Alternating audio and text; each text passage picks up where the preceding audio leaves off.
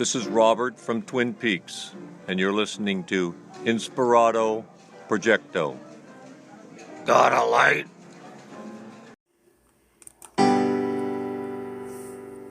Here's your fun fact. In the 1920s, the Hollywood sign was lit by thousands of light bulbs, and the guy who changed the burned-out ones lived in a little cabin near this sign. Stay tuned to Inspirado Projecto for more fun facts. It's the exact same And I hear it's a parody of that kind of thing. Yeah, where, do it all the time for a month. And so he found, after a month, that one of the things was that he felt he became more intuitive. Smoking as much as he did. So it was a documentary of the guy smoking as much marijuana as much as he could? Or was he on a certain schedule? Was it... It might be more of a schedule thing, but pretty much all day, every day for a month. Wow. And that was one of the things that he said, that at the end of it all, he found that he was more intuitive. Almost more psychic. Ah. Like and so interesting about that. I have these,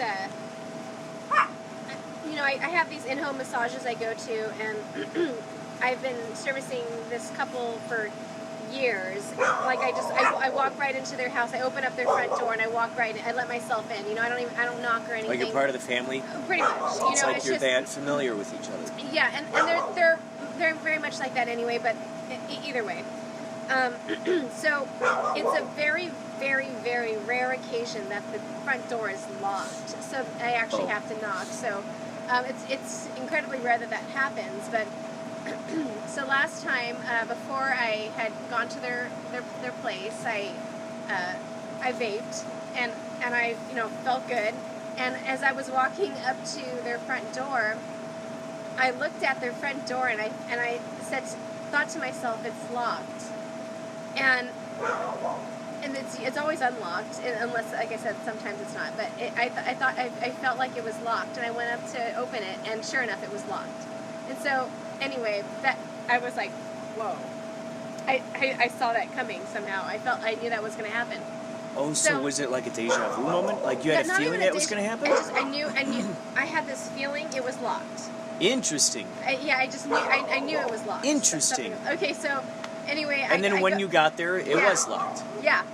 So we go in, and I put on my playlist, and I know what the songs are on my playlist, but when I hit shuffle, it plays at random, so that they don't play one after the other. So as one song was ending, I felt one of the songs on my playlist is When the Levee Breaks, Led Zeppelin's When the Levee Breaks. So. I heard the beginning of that song. I knew that song was going to come on. And sure enough, it did. And so, anyway, I have those moments a lot, like after I'd, hit the vape or, smoked for a little while. I have those moments where I feel like I know what's coming, or stupid stuff like that. Perhaps it's a frequency that closely resembles the frequency of plants, of just nature, of just animals, the natural unfolding of the universe itself. Perhaps that's a communication device that enables the bridge between us to speak, just as we're not, they're not speaking English to us, and we're not speaking dog to them necessarily, but we have an understanding. Isn't that crazy? We find that kind of frequency that we can. It's like, I know what you're thinking right now. You know what I'm thinking right now. I see you. You see me, and just like with plants, how you can kind of get that relationship going with your plants. I don't know about you, but outside my balcony, I've got a good relationship going with my plants. Yes. When I wave to them, they wave back to me, and I notice them, and then more of them will wave. It's astounding. I'll look over there and I'll say, I'll see you over there, and all of a sudden I see those branches moving. I'm going, oh my gosh, what are you doing? And all of a sudden more of them. I mean, it's crazy. We're more connected to them than we give credit. Yeah. And it's so intriguing how that works, and I think when you're in that communication, perhaps the Mary Jane Watson is a bridge of connection into that realm, that frequency. Right. So then what you're doing is, since you're I like to believe that, like, when I'm in conversations with folks who love the synchronicities, who love the deja vus, all these wonderful little, the little nooks and crannies of these magical moments, what happens is, now, since we know that we're listening to that same radio station, here we are just by default mode, listening to the same music. So now, if that's the case, there's a good chance that ideas and vibrations that come to you are going to very closely reflect the ideas and vibrations that I'm connected to, because we're meeting on this. Influencing one another. Yeah. Here's your paradigm, here's my paradigm, here's the Venn diagram they're sharing, and here's all that information and I just love that idea of that Venn diagram. So now what happens then is, now you can share your own reality experience right within that, and now what's happening is you're sort of cooking up that. So I think what was going on was you were just tuned into that thing, and you're going, and you're going, I see it. So okay, when you're driving and you're looking at the car in front of you, you see the car in front of you, maybe the car in front of them. Well, when you look up, at a distance, and you're looking at the horizon, and you not only see the car in front of you, but you see everything else going on in front of you. Yeah. Like that. Yeah. What's so awesome you say that is because that has been a big time. That was one of my big time, most exciting analogies I would love to use, because I remember back in driver's ed, they would tell us, don't look at that car right in front of you. No, look at what's going on up there. And it's crazy because you soak it all in, because your vision is going way over there and beyond. And so you're just your peripheral and everything, your subliminal antennae are going, beep, beep, beep, beep, beep. I feel this, I feel that, I see you. And now you can kind of navigate. You change your perspective just by altering it, just look up. Yeah. and you get that bird's eye view perspective. Yeah. You get to now take in all of that stuff. A pretty large perspective, yeah. Wow. For a short time, I didn't finish the book, but the book, Zen and the Art of Motorcycle Maintenance. Oh! I've heard so much about this book. It's a good, it's like one of those. I don't know if it's a New York Times bestseller, but it's like on a list, like that. So, I got halfway through it, and I dropped the ball with reading it, and I had to return it to the person I borrowed it from. But, were you familiar with a lot of the concepts that you were reading about? Well, all I really, the book is, he talks about, parts of the bike, and just how he felt that he needed to know how it worked. If he was going to do it, he was going to do it this way. That way he doesn't get mechanics, doing, harmful. I think he had like a mechanic do something harmful to his bike once. He didn't know what he was doing, or he was doing it roughly. So he said, you know what, I really need to be taking care of this bike myself, because no one else is going to. Anyway, that's, pretty much a metaphor of, just you take, nurturing, what you have, and parts of the story are him, gazing upon his surroundings as he's, driving down the highway, and what you can see from a bike, you can't see from a car, and so it's a perspective shift, much like, wow, looking down rather than looking up ahead of you. Now, isn't that an extraordinary nugget of wisdom right there, and a very simple and a very easy one to really practice? Is simply perspective. That idea of going, okay, I had this awesome fiction writing class, and we would close our eyes, and we'd each come up with just a quick prop, or just a word, spoon, chair, whatever. So whatever chair meant to you might be different to me. Maybe you think of a beanbag. Maybe I'm thinking of like a chair, like at the Canyon Club, they got a big old chair there. So I'm thinking that. You're thinking of just like a beanbag, easy cushion. Yeah, boy, this person thinks about like just laying on a blanket out on the beach. Okay, that's a chair. So everyone kind of has their idea, and so everyone gets a chance to like think of these different props, and they go, okay, now take that out of the equation. Now I want you to think of a place that you feel comfortable in, that you feel secure in, that you feel most in your element in. Is it a brand new place? Is it fantasy? Is it a real place? I want you to think of that. And then he goes, okay, now I want you to think about applying these various props into that arena. and what are the different ways in which that, and what could that do? And then he goes, now take your perspective outside of that area. He goes, what's going on in the backyard? What's going on up in the trees?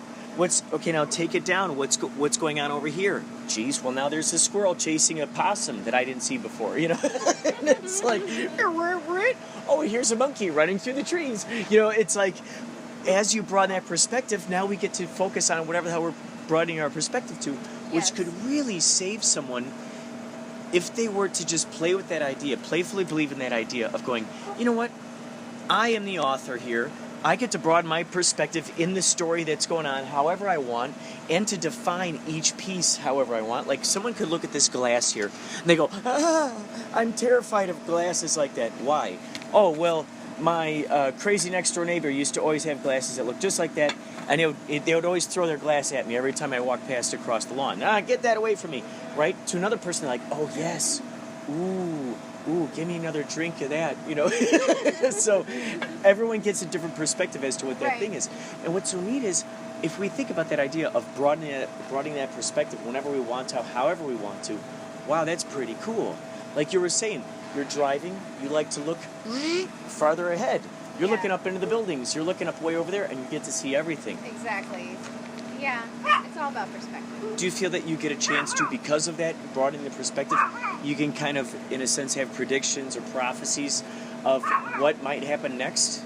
Or what might be a way the vibration is moving? Yeah, I think anybody can, especially if you like to people watch, and, you know, if you see, you know, people at the grocery store, or, you know, wherever you may be, you know, you can anticipate what they'll be doing next. So, I mean, it's just... Isn't that interesting at the grocery store? Do you notice that? Like, you can kind of, by the way that their vibration is, and sometimes I'll just stop, or I'll slow down, really slow down, and I'll just, like, someone who, that might be kind of sketchy. I don't know how to explain it other than that. They're kind of wonky. You're like, okay, wait, are they moving right, or are they moving left here? Right. You know, and so you just kind of slow down a little bit, and you go, all right, let's just kind of observe this person. Or maybe I'll just go, U-turn, I'm going this way. And it's interesting, right, when you play with it like a video game? Yes, with your perspective. Yeah. How can I elaborate on that? I'm not sure if I can. But yes, I agree. So, do you feel that you can kind of read the vibe, so to speak, since the perspective is higher up? Do you feel that you can kind of read the vibe of the traffic as to, like, all right, I know this is going to get congested, or I imagine this. Then you can definitely, you know, gauge the speed, feel the flow of it. You see brake lights or not. Yeah. What's interesting here is, what I think also is a really interesting common method is the idea of that, trying to find the agreements, trying to find the, you know, connections. Because when I think about getting a broader perspective, what that means to me is that it's a mindset of wanting to find ways of more connections, of more information, of feeling more comfortable in a situation. So they go, let's broaden a perspective. Now I can, you know, kind of, my senses can go farther. What's interesting about it is I think every time we do broaden our perspective, our ego completely goes away. Like, it's out of the way. Like, you know, it's almost like an outer body experience. Ooh, yeah. But yeah, good way of putting it. when you change the perspective, then you're no longer thinking about yourself. You're thinking about, you know, that perspective outward. You know, not inward. So yes. So I think that's another benefit of, you know, with, you know, altering your perspective to a more broader sense is, yeah. I wonder, I'm sure people in certain careers have to train themselves to think that way, like police officers, and, you know, just, you know, that whole always looking at things in a broader perspective, looking beyond what's right in front of you. And having an interesting negotiation in their brain as to what they actually truly put their stamp of approval on, so to speak. You know, what they really say is, okay, that's worth going after, or, oh, I've seen this before, I'm not offended by that, or, oh no, this guy's just a greaseball, he's not the murderer. You know, it's like, where are they going to choose to really lean into it? That's you know, like they say, choose your battles. You know, it's like, what is the thing that's going to make the bow break? What's going to be the thing that breaks the straw on the camel's back thing? You know, there's going to be that tipping point where it goes, It's interesting how the dog reflected that. It's A last-ditch effort to get some banter out of those dogs on the other side. When we were kids, we go because we saw a strange brew. So we would do that, like, to get a hold of one another, the kids in the neighborhood. So maybe that's in a sense what Munchie's doing. Oh. It's like going koo. It's like, come on, hey. Or special call. Yeah. You guys had special calls for one another? Yeah, because a strange brew. We all ended up seeing that movie. Remember that movie? Never It did. had Rick Moranis in it and Doug Jones, I believe it was Douglas Jones. Okay. They were on SCTV, and they created these characters, Bob and Doug McKenzie, the McKenzie brothers. And they're like, hey, how you doing there? Hey, we live out here in Canada. Hey, you hoser. Hey, you hoser. Anyway, what's going on, eh? What's going on, eh? They would say that all the time. They would like these Canadian dudes. I have to interrupt you. I keep noticing that every time I, talk about something in our conversation, I'm looking to the right. Okay, right? Okay, so one thing. Did you see a TV over there? No. One thing that always stuck with me is you can always tell when someone's lying because if they look to the right, they're making up a story. If they're looking to the left, they're going back to their their honest memory bank. So left Interesting, brain, right you're brain, saying left this brain, right now. Yeah. So I keep looking to the right as we talk. But when I'm at work and people ask me stuff about, the human body and yada yada, I'm always looking to the left. My eyes, go to. Ooh. Yeah. Ooh, I think we've made some astounding scientific breakthrough here because what you're doing is you're training yourself. This is all the different thoughts at one time, like you were just talking about. Okay, this is a choose your own adventure. Well, let's go this path first, and then I'll get to NLP.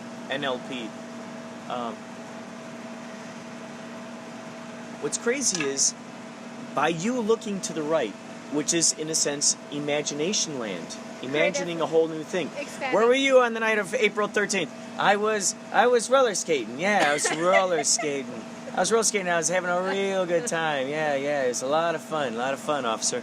Right there, looking over to the right. They're trying to imagine it. Now, what if we were to train ourselves to look to the right? Because then what we're doing is we're bringing that dreaming life, that manifestation of the imagination into the reality, into the current situation. So we'd be hacking our own brains and the universe. So maybe, as I look to the right. Ooh, that's good. Maybe we need to start looking to the right in order to expand. Ooh, I like it. That's good. That's good. Because, the imagination, as it's been said by many a spiritual teacher, the imagination is where it's at. That's where the blueprint is. That's where it starts. And it's really quite intriguing. I was thinking the other day about the idea of, three different things, and each of those are three different things. Me, myself, and I, Father, Son, Holy Spirit, ice, water, moisture. And all the commonalities between those, and the metaphors that braid those together. And I think right there is another astounding revelation. I was thinking about this, and the way in which we represent moisture, which is all possibilities, infinite possibilities, moisture. Yeah. Water is now, it's a fluid motion. Now it's kind of taking, there can be momentum taken within this sort of thing. Right. Ice is where it makes an agreement to solidify on this belief, on this idea.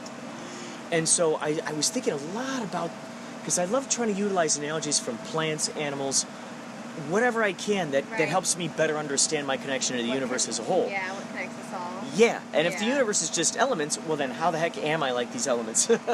And so I started thinking a lot about that idea of moisture, water, ice, and just that fluidity. Like, whoa. And now guess what? At some point, what's that moisture? Well, that's almost imagination. That's like the infinite, anything goes, and and then at some point that moisture goes, hey, you know what the heck, let's just take a little break. And it just kind of goes down into water. And some of these just go, let's just take a little break. But what does that do? It takes all the knowledge that was it was bouncing and reflecting off of, because what does water do? It reflects off each other. Little drops reflect off each other. It's taking all that information way over from Norway, way over to Singapore, to China, who knows where. And then all of a sudden goes, okay, now we're going into this ocean. And now, what's so crazy now is now that ice, some of that forms into ice. Well, that ice still has to, some of that, at some sense of the boundary. Okay, so let's say this table here represents the ice, the iceberg. And these edges are that point, just like like I imagine a lot of this, I think about a black hole. So here's where the black hole is, and here's the edge. Well, at some point, something has to make an agreement to go over here into the black hole. At some point, look you're just here trying to make a decision. Do I want to go here? Do I want to stay here? No, I don't want to go into that black hole. But then so it's like, I kind of want to go in the black hole. Yeah, ooh, that's pretty crazy. So it's on that edge, right? It's on that edge. So now let's imagine this is the ice. This is the iceberg. On that edge, those little molecules are still interacting with, the moisture, and then also the water that's moving elsewhere. Where is that water moving? And then how much of that water is deciding to go back up into moisture again? What's so crazy is that precipitation just keeps happening. And then you think about that idea of the recycling and how we're all affecting everyone. And just like with the butterfly effect. Right. I mean, my goodness, we are truly actually part of one another. Do you listen to Alan Watts at all? No. Alan Watts, I think you would appreciate. He's this guy. On a radio station or? Whoa, this guy. He was a philosopher who brought Hinduism and Buddhism to America, and he loved learning about it and just speaking with passion. And one of these analogies was called Indra's web, which was this. It said, The Matrix. We are each. He said, imagine like a spider web. Imagine a spider web. And the morning dewdrops. Now imagine each of those dewdrops, reflecting off the reflection of every other dewdrop's reflection on that web, and that is all us. So when we think about that, we are just mirrors and reflections and aspects of one another, with the people in our chosen realities, as we've all experienced. My goodness, chosen realities. I like that phrase. Wow. Yeah. And isn't that fun when you get that momentum moving? Yeah. And you get more and more people who are caught up in that excitement. I think we were talking about this before, setting up canvases back here and doing like a fun night of just God, that would be, painting that would be and awesome. just I was telling Annalise creating. about it, the one that did energy work on me. Oh, God. I was telling her great. about it, and she was like, I'm there. Oh my God. and then we can, we all bring our favorite kind of songs that most inspire us. We stick all that into a playlist and play that, and that all becomes the so Part of the we're framework. Yeah, our framework, and we're basking in the precipitation of this great inspiration. We got the animals running around, the crazy kids, and I mean, it's just like, oh man, the colors. So it could really be, and especially nature, and everyone just laughing and, just having cocktails and drinking water and petting the dog and, I mean, and just running Max around and saying, Max, paint on here, Something, white, long, rolled out, one continuous. Oh, that'd be interesting, like a poster, board, like one continuous, sheet of paper. Almost like a mural then. Like a mural. Because you got this, which is great, a perfect spot. Yeah. Wow. It'd be fun too. Something else I would love to do is, does Ryan have any black lights still in there? I gotta ask him. Because imagine if we did something where we had nothing else but black lights, and then we paint, and then imagine we paint on top of the mural, we paint it during the daytime. Now it's black lights and black light paint. So now at night, the black light, different painting. And then daylight, blip, there's this other crazy thing. And I've been dreaming of doing something like this, like an art gallery this. And I'm thinking, if we have, and imagine we document it, Ryan's got that kick-ass camera. Yeah. He's got a green screen. Could you imagine we could do stuff where we walk right into our own paintings? I mean, we could really do crazy stuff. We could go far and wide. Holy cow. Oh my gosh. That would be awesome. With the technology he has, like, welcome to the piece that I painted. let's go for a ride. I mean, oh my God. And we give the illusion because with that green screen, he could have that as the background, and it looks like we're stepping right into it and disappearing into it. Oh my God. Could you imagine? We could have so much fun. Like one of those cartoon cutouts of like a real life movie. Oh my God, yeah. Those moments where they break into cartoon mode. Oh my God, yeah. Yeah, that blending of that. Oh my God.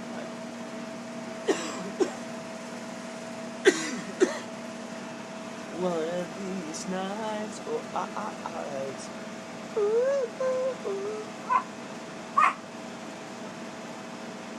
Oh my goodness.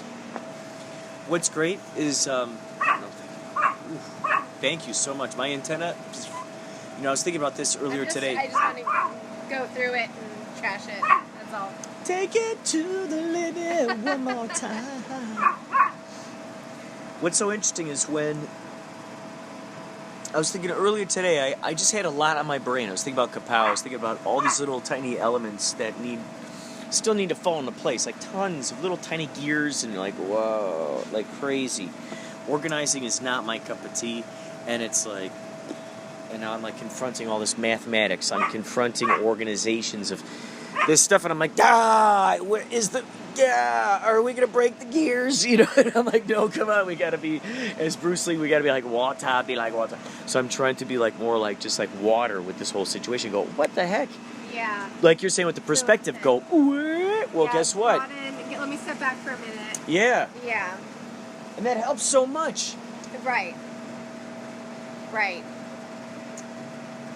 I frequently thought about the idea of. Have you ever seen the movie? It's called The Power of 10. No. I love this movie, and I reference it so much because it's so exciting.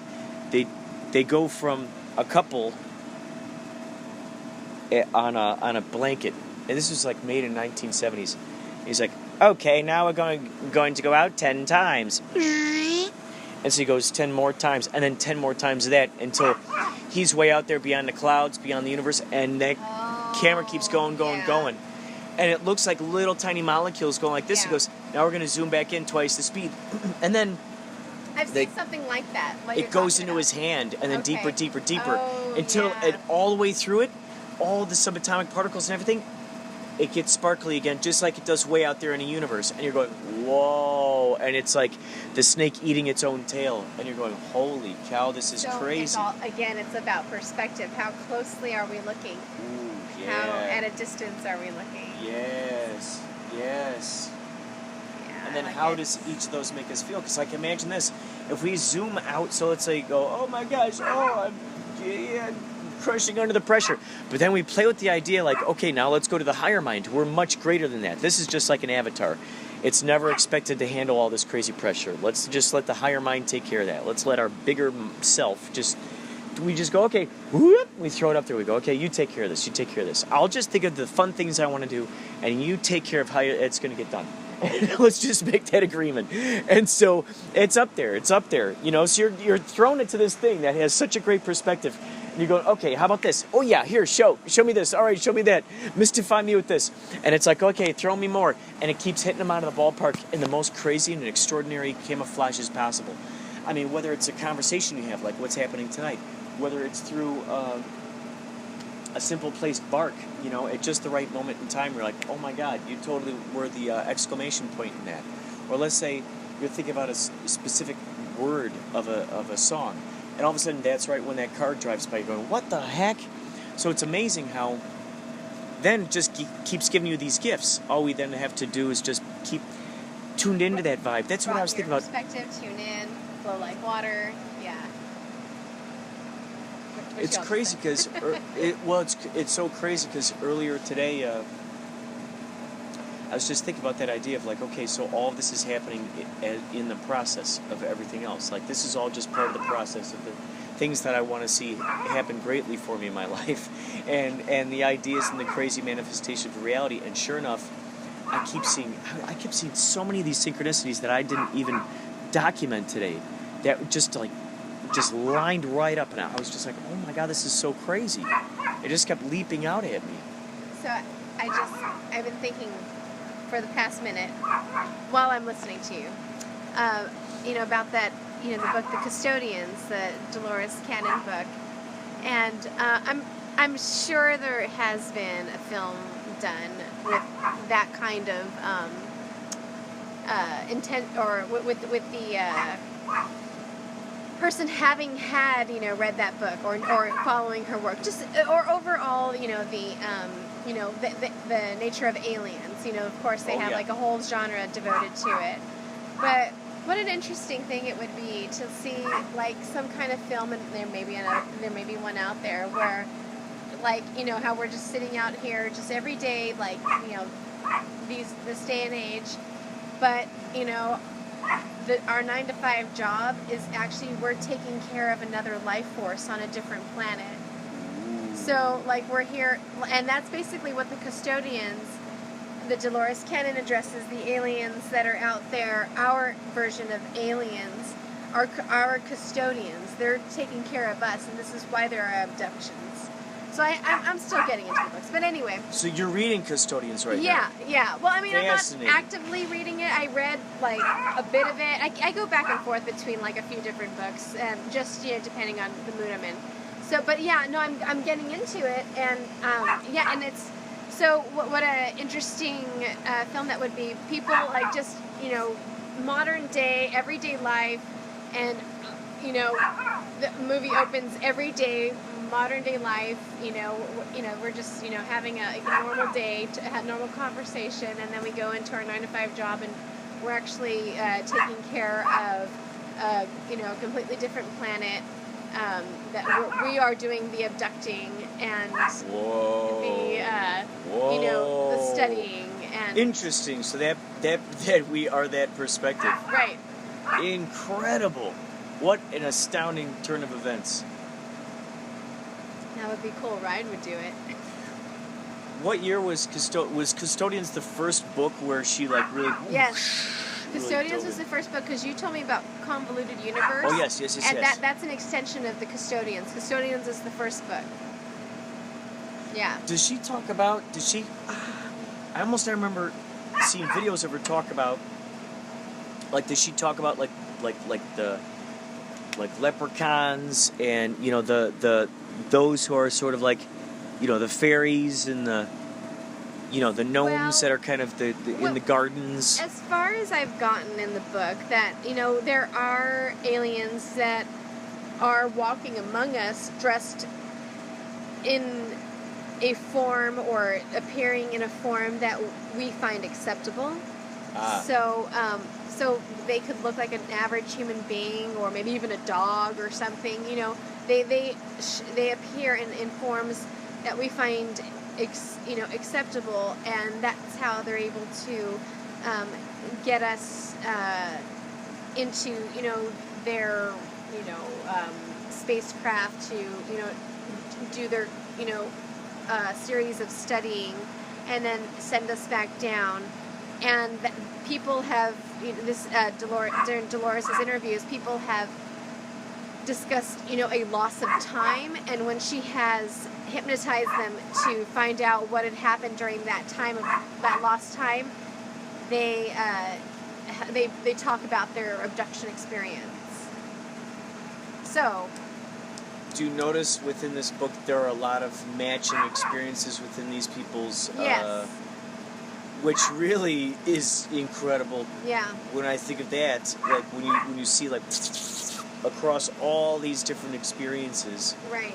And they keep, this person over here in this part of the country, this person's that part of the country. Yeah. And the same information keeps coming through. Similar, it's like, right? Yeah, very, very similar.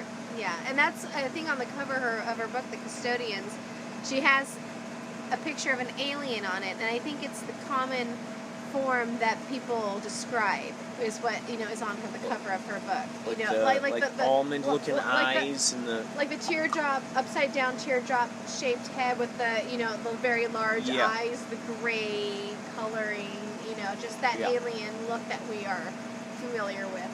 Oh, so that could be what people commonly talk about, what they see. Does she talk about the library at all at this point? going into a library Not that I. or a tapestry that has information woven into it? No, I haven't gotten Well, there. because what's so interesting is to think that, especially what's so interesting to me is when I hear these stories of these things happening to people who are, skeptics, or they just stumbled upon this, and they keep finding more and more examples of these interesting supernatural happenings going on. And it's like, okay, we can't ignore this thing right now. I'm just writing down this data right now and like, whoa, look at all the commonalities in this stuff. What are some of the ones that that are like the common things? Like, what are the most common traits that, because I remember Dolores Cannon saying that no one really wants harm done to us. That's what I've read from her. Yeah, and that's why she calls them the custodians.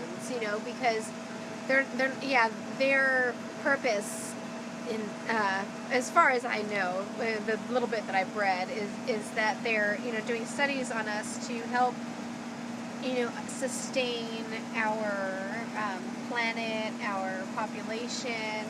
That she thinks that they wouldn't allow a nuclear war to happen, that they would somehow, I don't know, intervene if there was going to be some detrimental nuclear explosion that could wipe out the population. That's what she says, is so they wouldn't let it get that far, is what she's saying. It's just, I'm going to get back into reading it. So there are those who are who are keeping watch to make sure, because what's the consequence if we were to explode ourselves? Well, I think actually she addresses that if we were to have like a mass population decrease by some detrimental, either it be nature that takes us out or something, that there will be some that survive, and it may even be some sort of like a mutated evolutionary thing that happens at the time, but I don't know, that's the idea, at least her idea, just that we won't wipe ourselves out, because they will supposedly prevent it from happening, because and supposedly they do these studies on us to keep track of how we're doing, kind of like you're just going in for your routine maintenance to see if everything's functioning, or if anything's changed. Let's study that. Maybe they're actively studying cancer for us right now. Do you feel that we are the Westworld? That's kind of a good perspective of it. Mm-hmm. I think it's similar. We are hosts. Right? Well, Catholics think we're hosts. This is my temple. I am but a soul. Now that parallel knocked me out like a Babe Ruth out of the. That's cool. So it takes on many meanings now when I think about Westworld. Yeah. But we won't. Yeah, but we're mortal. They are immortal. Have you heard about the Anunnaki? No. You've heard about planet Nibiru before, I bet. Planet what? Nibiru? I think so, but not that I know. It's like some huge planet. Uh-huh. So, these Anunnaki are from Nibiru, and there's a huge story behind this thing, but apparently there are all these tablets that were found and put into Oxford University, and it explains how the Earth was populated by those. Has Dolores Cannon talked about how were we placed here by extraterrestrials?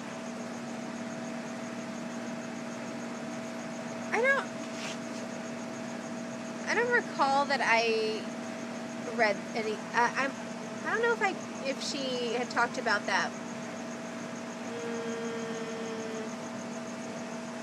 I don't know if I read it and I forgot, or if she didn't address it where she's at. I don't know. I'd have to go back and look at the book, but I don't recall reading that part. If that was her belief or not. If we were placed here. Grown? Are we grown? Okay, no. Okay, the whole evolution thing. Oh, yeah. I think.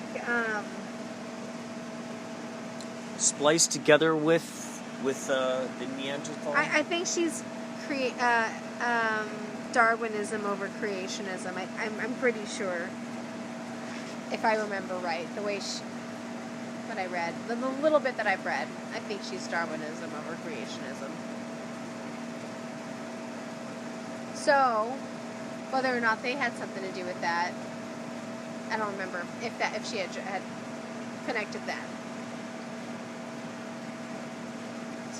I'd really like to see a movie about Dolores Cannon, her life, how they came across this information. Yeah.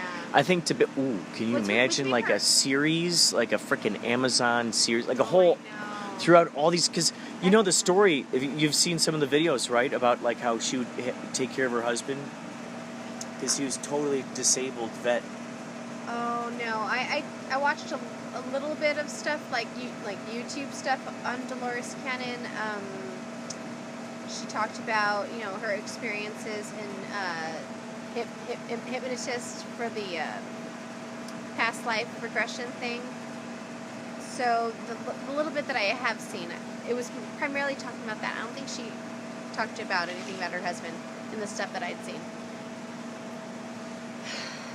It'd be interesting to see a whole story of this, how she stumbled across this, and the way in which all these similarities match up through all these different stories. Right. I'm curious if she's ever done a past life regression. For herself? Yeah, like if anyone, because she started making classes. I mean, you would think. Could you imagine how like for her to now go whoosh, this woman who's used to being on the outside, this observer, and now could you imagine like how interesting that information would be for her to have that past life regression? Whoa, that would be so intriguing. Yes, definitely. Where did you come from, lady? Let's go in. Ladies and gentlemen, you heard it here first.